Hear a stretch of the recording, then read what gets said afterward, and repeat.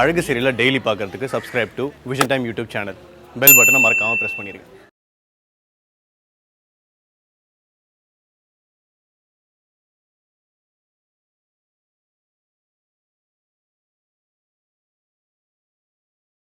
ஐயோ, இது வரைக்கும் அம்மா கிட்ட இந்த மாதிரி பேசினது இல்லையே. தப்பு பண்ணிட்டோமின் மனசு உறுத்துச்சுமா. அதனால அவளை தனியா கூப்பிட்டு சமாதானமா போயிடலாம், சந்தோஷமா இருக்கலாம், ஒன்னா இருக்கலாம்னு சொன்னேன். இது ஒரு தப்பாமா? அவ்வளவு பேர் இருக்க ரெஸ்டாரண்ட்ல என் கால்ல விழுந்து நான் பண்ணது தப்புதான் கதறி அழுகுறாமா. எனக்கு எவ்வளவு அவமானமா இருந்துச்சு தெரியுமா?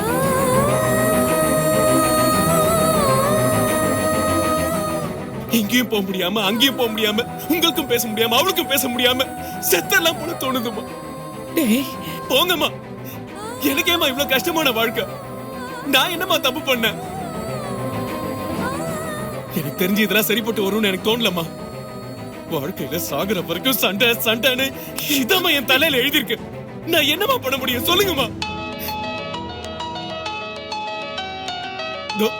அப்பா. ஹலோ, எங்க இருக்க? வீட்ல தான்ப்பா. அறிவில்ல உனக்கு? மனுஷனாடா நீ? ஏன்னா கூட வந்த பொண்டாட்டி நடு ரோட்ல விட்டுட்டு நீ பாட்டு ஜம்மமா வீட்ல உட்கார்ந்திருக்க? என்னடா மகேஷ், ஏன்டா நீயும் இப்படி பண்ற? தயவு செய்து பொறுத்து உடனே வா. ஏற்கனவே நான் ரொம்ப நொந்து போயிருக்கேன். நீயும் என்ன வேதனைப்படுத்தாத. உடனே கிளம்பி வா மகேஷ். நான் உன்னை ரொம்ப கெஞ்சி கேட்டுக்கிறேன். சரி, வரேன்பா.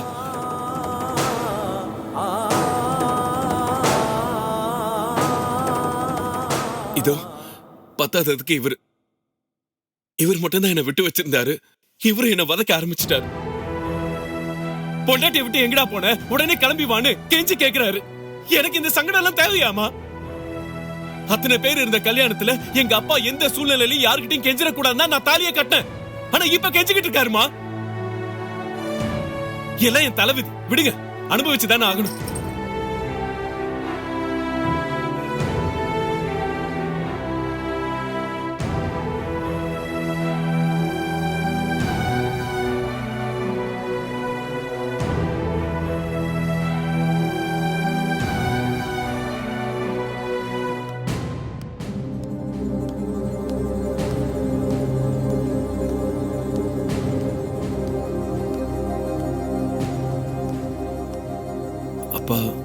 ஏண்டா, உனக்கு அவ்வளவு கோபம் வருமா? என் வார்த்தை கட்டுப்பட்டு ஒரு வார்த்தை சொல்லாம பூர்ணா கழுத்துல நீ தாலி கட்டின. அது எனக்கு எவ்வளவு பெருமையா இருந்துச்சு தெரியுமா? அதனாலதான் இப்பவும் நான் உன்னை என் மூத்த பையனா நினைக்கிறேன். நான் யாரையெல்லாம் நம்பனோ அவங்க யாரும் என் நம்பிக்கையை காப்பாத்தல. விடு. ஆனா நீ எவ்வளவு பெரிய விஷயம் பண்ணிருக்க தெரியுமா? இப்ப வரைக்கும் அதை நினைச்சு மனசுக்குள்ள எவ்வளவு பூரிச்சு போயிருக்கேன் தெரியுமா? அப்பா பேச்ச தட்டாம தாலி எடுத்து கட்டிட்ட. அதோட முடிஞ்சு போச்சுன்னு நினைச்சியா? நீ கட்டின தாலிக்கு உண்மையா விசுவாசமா கடைசி வரைக்கும் அந்த பொண்ணை நீ காப்பாத்த வேண்டாமா? சொல்லு.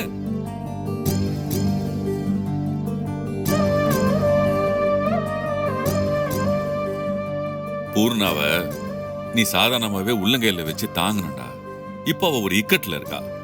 அவங்க அம்மாக்கு என்ன ஆகுமோ ஏது ஆகுமோன்னு மனசு நொடிஞ்சு போயிருக்காடா. இந்த நேரத்துல நீதானே அவ கூட இருந்து ஆறுதல் சொல்லணும். இப்படி பேசாம இருந்தா என்னடா அர்த்தம்? அப்பா, பூர்ணா வீட்ல சண்டை போட்டதுனால்தான் நான் கூப்பிட்டு அட்வைஸ் பண்ணேன். அதுக்கு அவ கோச்சுக்கிட்டு ரெஸ்டாரண்ட்ல எல்லாரும் முன்னாடியும் என் காலில் விழுந்தாவ. இத பாரு, அவ ஒண்ணு உன்னை அவமானப்படுத்தணுங்கிறதுக்காக பண்ணல. நீ முதல்ல அதை புரிஞ்சுக்க. ஏற்கனவே அவ ஏகப்பட்ட பிரச்சனைல மனசு நொந்து போயிருக்கா. அவளை கூப்பிட்டு ஆறுதல் சொல்லாம அட்வைஸ் பண்ணிட்டு இருந்தா யாருக்கு தாண்டா கோவம் வராது?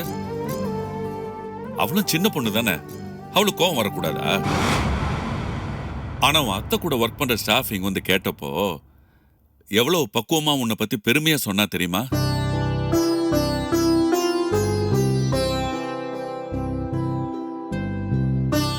இத பாருடா, குடும்பம்னா கோவமும் இருக்கும், குணமும் இருக்கும். நாம தானே அனுசரிச்சு போகணும். எனக்கு புரியலப்பா.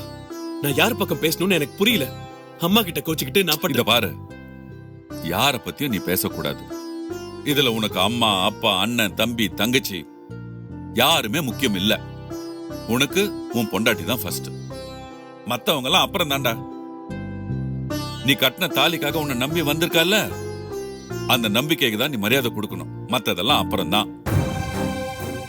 இப்போ இங்க நடந்த விஷயத்துல கூட தப்பு யார் மேல? அழகம்மா மேல. நீ அவன் மேலதான்டா கோவப்படணும். நானே அழகம்மா மேலதானே கோவப்பட்டேன். ஒரு குடும்பத்துல ஒத்துமையா ஒன்னா இருக்கணும்னு நினைக்கிறவங்க என்ன பண்ணுவாங்க? சின்ன சின்ன பிரச்சனைகள் வந்தாலும், மனசுல கஷ்டம் வந்தாலும் அதை உள்ள போட்டு புதைச்சிட்டு வெளியே காமிச்சிக்க மாட்டாங்க. என்னால சில விஷயங்களை உடைச்சு பேச முடியலடா. இருந்தாலும் சொல்றேன், அந்த சுதா நம்ம குடும்பத்தை சேர்த்து வைக்கிற பொண்ணு மாதிரி எனக்கு தெரியல. ஏன் அழகம்மையா எனக்கு தெரியாம ரவியை கூப்பிட்டு இருக்கா? அது தப்பு இல்லையா? என்னடா இது? வர வர அந்த சுதா பேச்சு கேட்டு அழகம்மையும் தப்பான ஸ்டாண்ட் எடுத்துருவாளான்னு எனக்கு ரொம்ப பயமா இருக்கு. ஆனா நான் பார்த்த வரைக்கும் உன்னை பூர்ணா யார்கிட்டயும் விட்டு கொடுக்கல தெரியுமா? நீ இல்லாதப்ப உன்னை பத்தி எவ்வளவு பெருமையா பேசுற தெரியுமா? மாமா ப்ளீஸ் மாமா, எதுக்கு இதெல்லாம் சொல்லிட்டு இருக்கீங்க? என்னம்மா இப்ப எதுக்கு அழற நீ? இப்ப என்ன நான் தப்பா சொல்லிட்டேன்? இதுக்கு நீங்க என்ன தப்பாவே சொல்லிருக்கலாமே. என்னம்மா சொல்ற? பின்ன என்ன மாமா, மகேஷ் மேல நான் அன்பா இருக்கேன்றத நீங்க எடுத்து சொல்லிதான் அவர் புரிஞ்சுக்கணுமா? நீங்க ரெக்கமெண்ட் பண்ணிதான் மகேஷ் என் மேல அன்பா இருப்பார்னா வேண்டாம். அப்படி ஒரு அன்பு என் மேல வைக்கவே வேண்டாம். ஐயோ அப்படி இல்லம்மா, உன்னை புரிஞ்சுக்கணுங்கிறதுக்காக தான் நான் அப்படி சொன்னேன். ஐயோ மாமா வேண்டான்னு சொல்றேன்ல. புரிஞ்சுக்கிறதுனா என்ன? எல்லாத்தையும் விளக்கமா எடுத்து சொல்லி புரிஞ்சுக்கொன்றதா? அப்படி இல்ல மாமா. புரிஞ்சுக்கிறதுங்கிறது ஒருத்தர் இன்னொருத்தர் மேல வச்சிருக்க நம்பிக்கை. அது மூணாவதா இன்னொருத்தர் வந்து எடுத்து சொல்லி புரிய வைக்க கூடாது மாமா. நான் சாகுற வரைக்கும் மகேஷ் மேல நம்பிக்கை வச்சிருப்பேன். நான் மகேஷ நம்புறேன். மகேஷ்க்கு எப்ப என் மேல நம்பிக்கை வருதோ அப்ப நம்பிக்கை வந்தா போதும். ப்ளீஸ் அது வரைக்கும் இதுக்கெல்லாம் அர்த்தம் சொல்லிட்டு இருக்காதீங்க. பூர்ணா அழாத, அழாதன்னு சொல்றேன்ல. இப்ப நான் சொன்னா கேப்பியா மாட்டியா? அப்ப கண்ணத்தோட இங்க பாரு. எப்ப நான் உன் கழுத்துல தாலி கட்டணும் அப்பவே உன் மேல எனக்கு முழு நம்பிக்கை வந்துருச்சு.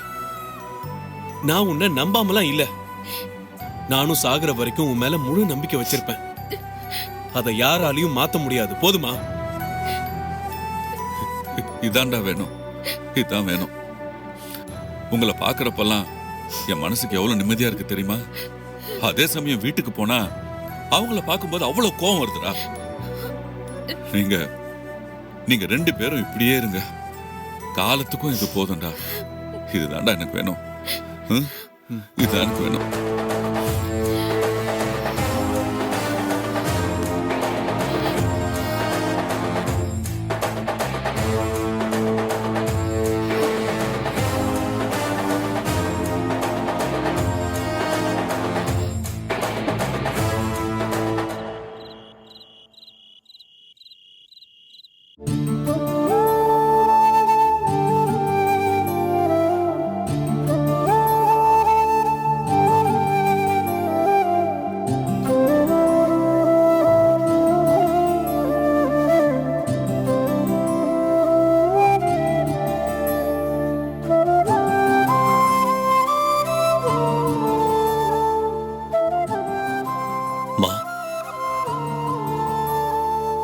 ரவி சாப்பிட்டியா? சுதா, அம்மா. சுதா ரவிக்கு சாப்பாடு எடுத்து வைமா. சரிங்கம்மா. அம்மா, இப்ப கூட உங்க மனசுல நீங்க என்ன நினைச்சிட்டு இருக்கீங்கன்னு நல்லா தெரியுமா? உங்க மேல கோவப்பட்டுட்டோமேனு மகேஷ் ரொம்ப வருத்தப்பட்டிருக்காம்மா. அதனாலதான் பூர்ணாவை கூப்பிட்டு பேசியிருக்கான். அவன் நம்ம வீட்டு பையம்மா. பேசிக்கா அவன்கிட்ட அத்தனை நல்ல குணங்களும் இருக்கு. பாவம் அவன் என்ன பண்ணுவான்? இங்கேயும் பேச முடியாம அங்கேயும் பேச முடியாம என்ன பண்றதுன்னு தெரியாம யார் மேல கோவத்தை காட்டுறதுன்னு தெரியாம பர்ஸ்ட் அவுட் ஆயிடுறான். ஆனா இருந்தாலும் ஒரே ஒரு நல்ல விஷயம், பூர்ண மேல கோவத்தை காட்டாம உங்க மேல காட்டுறான் பாத்தீங்களா? அதான் நீங்க இங்க எல்லாரையும் அறிவான பிள்ளைங்கள வளர்த்திருக்கீங்கிறது இந்த ஒரு விஷயத்துல தெரியுதுமா. வழக்கமா தப்பு செய்யறவங்க மேலதான் கோவப்படுவாங்க. மகேஷும் அதைத்தானே பண்ணிருக்கணும். ஏன் பண்ணல? அவனுக்கு தெரியுமா? அம்மா மேல கோவப்பட்டா அவங்க புரிஞ்சுக்குவாங்கன்னு. ஆனா இதே பூர்ணா மேல கோவப்பட்டா தேவையில்லாம பிரச்சனை வரும்னு அவனுக்கு தெரியுமா? நாங்க எல்லாரும் ஒருத்தர் புரிஞ்சுக்கிட்டு தாமா இருக்கோம். ஏன் சுதா கூட நம்ம குடும்பத்திலே இருந்த மாதிரி எல்லாத்தையுமே ஈஸியா புரிஞ்சுக்கிட்டா தெரியுமா? மகேஷ் பூர்ணா கல்யாணம் முடிஞ்சதுக்கு அப்புறம் இவ சொன்ன ஒரு விஷயம் என்ன தெரியுமா? என்ன நடந்தாலும் நம்ம பூர்ணா மேல கோவப்படக்கூடாதுன்னா. நானும் சரின்னு ஒத்துக்கிட்டேம்மா. ஆனா ஒரு கட்டத்துக்கு மேல முடியல. பூர்ணாவோட கோபம் யதார்த்தமா இயல்பா இருந்துச்சுன்னா அவ பேசுற ஒரு வார்த்தையையும் கொடுக்கிற கஷ்டத்தையும் தாங்கிக்கலாம். ஆனா அவ புதுசா காரணம் கண்டுபிடிக்கிறாமா. எப்படி எல்லாம் எங்களை டார்ச்சர் பண்ணலாம்னு திட்டம் போடுறாமா. எவ்வளவு நாளைக்கு தாமா நானும் என் கோவத்தை கண்ட்ரோல் பண்ணிட்டே இருக்க முடியும்? சரி, நான் தப்பு பண்ணிட்டேன், நான் தாங்கிக்கிறேன். இவ என்னமா தப்பு பண்ணா? தப்பு பண்ணது நான், ஆனா பாதிக்கப்பட்டது இவ. இவளுக்கும் சேர்த்து தண்டனை கொடுத்தா எப்படிமா? இவளுக்கு தான் முதல்ல தண்டனை கொடுக்கணும்னு நினைக்கிறா. பூர்ணா மனசுல எங்களை பத்தி தப்பான விஷ விதை ஒண்ணு விழுந்துருச்சு. அது வளர்ந்து பெருசாய் நின்னுச்சுன்னா அதை வெளியே எடுக்கிறது ரொம்ப கஷ்டமா. அதான் நான் யோசிச்சு ஒரு முடிவு எடுத்துட்டேன். நான் ஆபீஸ்ல இருந்து டிரான்ஸ்பர் கேட்கலான்னு இருக்கேம்மா. எனக்கு வேற வழி தெரியலம்மா. நான் இங்க இல்லாம வேற ஏதாவது ஊர்ல கொஞ்ச நாள் இருந்தேன்னா ஒருவேளை பூர்ணாவோட சுபாவம் மாறும், கோபம் குறையும் இல்ல. இந்த குடும்பத்துல யாரும் யாரையும் விட்டு தனிச்சு போயிடக்கூடாது. நாம எல்லாரும் ஒத்துமையா இருக்கணும்னு ஆசைப்பட்டது நிஜம்தான். ஒரு 6 மாசமோ 1 வருஷமோ நானும் சுதாவும் வேற ஒரு ஊர்ல இருந்துட்டு வந்தோம்னா கண்டிப்பா இதெல்லாம் மாறி சுமூகம் ஆயிடும். அதுக்கப்புறம் நாம எல்லாரும் ஒரே குடும்பமா ஒன்னா வாழலாமா?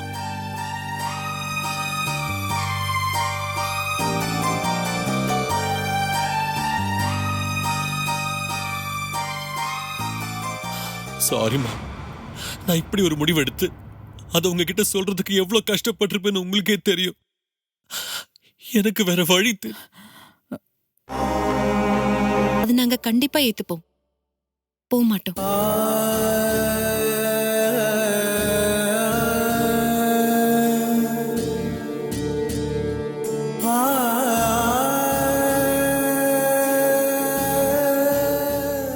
உனக்கு எத்தனை நாள் இந்த டிரான்ஸ்ஃபர் கிடைக்கும்?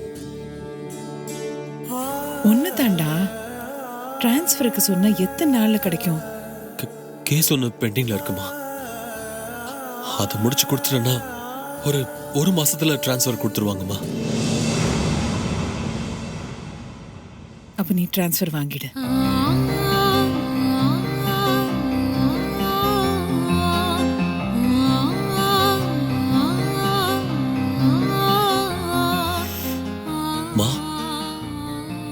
என்னப்பா? என்னம்மா நீங்க எப்படி? நீங்க தனியா போறேன்னு சொன்னா அதுக்கு நான் விட மாட்டேன், ஒத்துக்க மாட்டேன் அப்படிதானே நினைக்கிறீங்க? கண்டிப்பா ஒத்துக்க மாட்டேன் தான். சரி, நம்ம குடும்பத்துல பிரச்சனை இல்லாம சண்டை சச்சரவு இல்லாம உனக்கு ஒரு டிரான்ஸ்ஃபர் வந்திருந்தா நம்ம என்ன பண்ணிருப்போம்? உங்களை சந்தோஷமா கூட்டிட்டு போய் அங்க உங்களுக்கு ஒரு வீடு பார்த்து வச்சு வந்திருப்போம்ல. இப்ப நம்ம வீட்டுல சண்டைங்கிறது மறந்துடு. அப்படி உனக்கு ஒரு டிரான்ஸ்ஃபர் கிடைச்சிருக்கு. நீ 6 மாசமோ 1 வருஷமோ அங்க இரு. இந்த பிரச்சனை முடிஞ்சதுக்கு அப்புறம் நீ சொல்ற மாதிரி திரும்ப நம்ம எல்லாரும் சேர்ந்து ஒன்னா இருப்போம். அதான் நல்லது.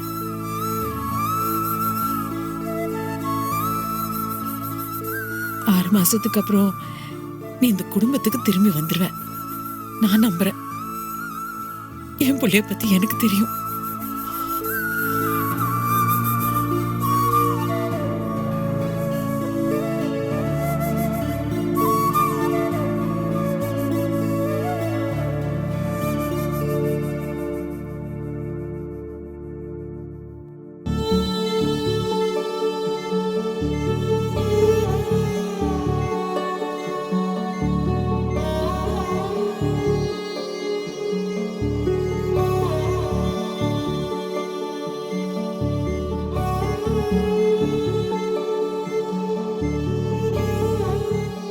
மகேஷ், நீ பூர்ணாவை கூப்பிட்டு வீட்டுக்கு கிளம்பு, நான் பாத்துக்கிறேன்.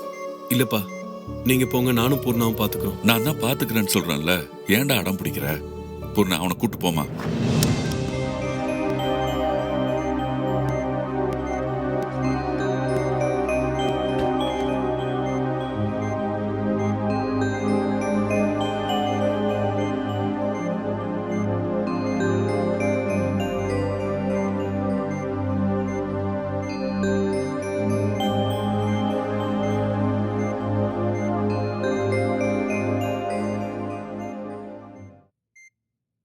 இப்ப எப்படி இருக்கு டாக்டர்? எந்த இம்ப்ரூவ்மெண்ட்டும் இல்லையே. ஆமா, இவங்க மயக்கத்துல ரவின்னு ஒருத்தரை பத்தி புலம்புறதா நர்ஸ் சொல்லிருப்பாங்களே, அவர் வந்து பார்த்தாரா?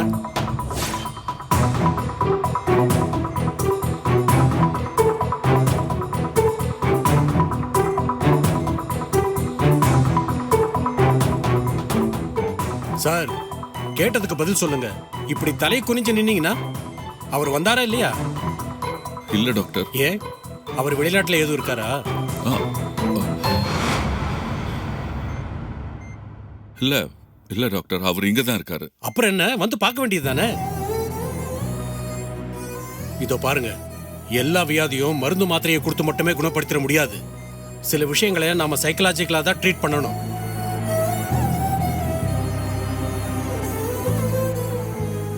இதோ பாருங்க, இந்த அம்மா சீக்கிரம் குணமாகணும்னு நினைக்கிறீங்களா இல்லையா? ஐயோ, அப்படி இல்ல டாக்டர். எப்படியாவது வசந்தா சீக்கிரம் எழுந்து வரணும் தான் நாங்க போராடிக்கிட்டு இருக்கோம். பார்த்தா அப்படி தெரியலையே.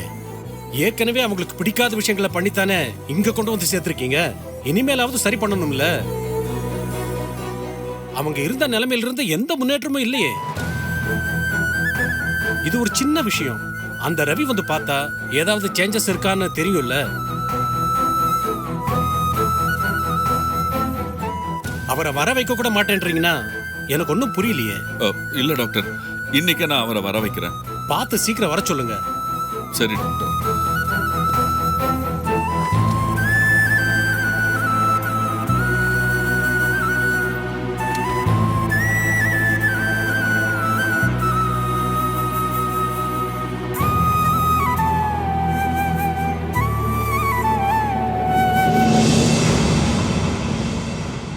பூர்ணா, இப்போதைக்கு அத்தை குணமாகணும்.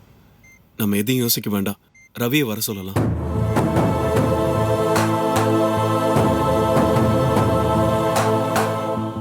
அத்தை மனசுல ரவி மேல ஒரு நல்ல அபிப்பிராயம் இருக்கிறதுனால தானே இந்த மாதிரி நேரத்துல கூட அவன் பேரை சொல்லி புலம்பிக்கிட்டு இருக்காங்க. ரவி வந்து பேசினாதான் அத்தைக்கு குணமாகுங்கிறப்போ நாமே அதை வேணும்னே தடுக்கணும்.